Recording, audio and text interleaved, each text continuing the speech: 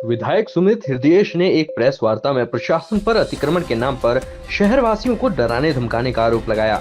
उन्होंने कहा कि प्रशासन झूठे बहाने बनाकर लोगों के घर तोड़ रहा है और कोर्ट में गलत जानकारी दी जा रही है। काठगोदाम की ए श्रेणी मलिन बस्ती का उदाहरण देते हुए उन्होंने कहा कि प्रशासन ने जबरन घर तोड़वाए, लेकिन कोर्ट में बयान दिया कि उन्होंने ऐसा कुछ नहीं किया। हृदयेश ने सुभाष नगर, आवास विकास, भगवानपुर और छड़ैल समेत कई इलाकों में लोगों के बीच भय का माहौल बताया। उन्होंने कहा कि अब वक्त आ गया है कि दलगत राजनीति से ऊपर उठकर जनता प्रशासन को जवाब दे। अब नालों की बात करी जा रही है, चौड़ीकरण की बात करी जा रही है, आम इंसान के घर पे आ गई बात। मलिन बस्ती श्रेणी है, काठगोदाम थी, 150 से ज्यादा मकान और दुकान डरा डरा के तोड़वा दिए उनसे, और कोर्ट में प्रत्यावेदन क्या दिया कि हमने कुछ भी नहीं कहा किसी से तोड़ने, खुद तोड़ा इन्होंने। तो इतना झूठ तो नहीं कहना चाहिए। और ठीक है, आप विकास के बारे में सोच रहे हैं, किसी इंसान का मकान टूट के विकास नहीं होता। हमने तो जीवन भर विकास, सारे जितने लोग हैं, इतने सीनियर लोग हैं, आप इनसे पूछिए, कभी क्या मकान तोड़ के किसी का विकास आपने देखा आज तक? हल्द्वानी में आज उप जिलाधिकारी कार्यालय में राज्य सेवाओं से सेवानिवृत्त हुए कर्मचारियों ने जोरदार प्रदर्शन किया। सभी सरकारी पेंशनरों का कहना था कि केंद्र सरकार सरकारी पेंशनरों के हित में कुठाराघात करने के प्रयास कर रही है। ऐसे में आज पूरे देश में सभी राज्यों के राज्य स्तर के सेवानिवृत्त कर्मचारियों द्वारा विरोध प्रदर्शन किया जा रहा है। उन्होंने कहा कि केंद्र सरकार सदन में जो संशोधन लेकर आई है उसको वापस लेना चाहिए, क्योंकि उन्होंने 8वें वेतनमान या आने वाले भविष्य में राज्य सरकार के पेंशनरों का हित प्रभावित हो सकता है।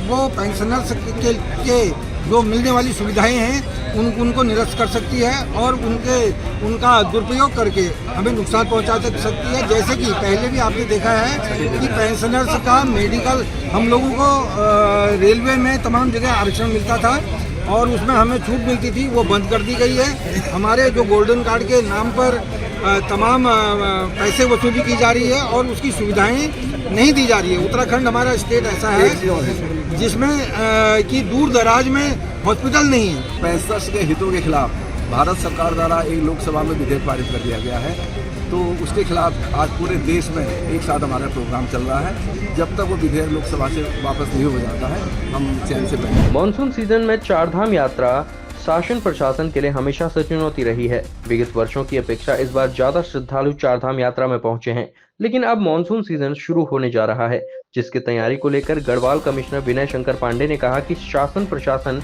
मॉनसून सीजन के लिए पूरी तरह से तैयार है। चारधाम यात्रा के दौरान सभी व्यवस्थाएं कर दी गई हैं। विगत वर्षों की तर्ज पर ही इस बार की चारधाम यात्रा भी चल रही है।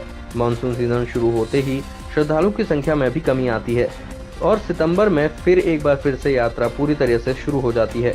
वहीं मॉनसून सीजन के दौरान परिस्थितियों से निपटने के लिए सभी तैयारियां की जा चुकी हैं। यात्रा से जुड़े सभी विभागों को दिशा निर्देश जारी कर दिए गए हैं। देखिए, चारधाम यात्रा आप लोग पहले से ही जानते हैं कि चारधाम यात्रा में कपाट खुलने के बाद मॉनसून की स्टार्टिंग तक हमेशा से ये परंपरा रही है कि यात्रा काफ़ी तेज़ होती है, फिर बरसात के टाइम पर थोड़ी डाउन होती है और फिर सितंबर में शुरू होती है। तो वो प्रक्रिया लगभग वही देखने को मिल रही है। उत्तराखंड में मानसून की दस्तक के साथ ही कई जिलों में लगातार बारिश से जनजीवन प्रभावित हो रहा है। पिछले 24 घंटे में 40 से अधिक सड़क मार्ग बाधित हुए हैं। मौसम विभाग ने अगले 5 दिनों के लिए येलो और ऑरेंज अलर्ट जारी किया है। चारधाम यात्रा और पर्यटन सीजन के चलते राज्य सरकार अलर्ट मोड पर है। पीडब्ल्यूडी और आपदा प्रबंधन विभाग ने 1104 लैंडस्लाइड जोन चिन्हित कर 489 जेसीबी और पॉकलैंड मशीनों को तैनात किया है, ताकि मार्ग बाधित होने पर तुरंत राहत कार्य शुरू किया जा सके। मौसम विभाग ने सामान्य से अधिक बारिश की संभावना भी जताई है। देखिए, आपदा को राज्य सरकार पूरी गंभीरता के साथ ले रही है। माननीय मुख्यमंत्री जी द्वारा 2 बार बैठक की जा चुकी है अब तक इस मानसून सत्र की तैयारियों को लेकर, और 2 बार चीफ सेक्रेटरी साहब ने बैठक ली है। लगातार हम लोगों को निर्देश जारी कर रहे हैं। जनपद स्तर पर लगातार काम हो रहा है। ये मान के चले आने वाले समय में और भी मुश्किल बढ़ेगी, क्योंकि बारिश इस बार ज़्यादा है। जैसे जैसे मुश्किलें बढ़ेंगी वैसे वैसे हमारे प्रयास ऑलरेडी हम लोगों ने प्लान कर रखे हैं, सारे हमने आइडेंटिफाई कर रखे हैं कौन कौन से ऐसे लोकेशन है जो हम बार बार बंद होते हैं। तो ऐसी लोकेशन जो हमारे चारधाम रूट पर हैं और हमारी इंपॉर्टेंट रोड्स हैं, वहाँ पर हम हमेशा एक रखते ही रखते हैं वहाँ।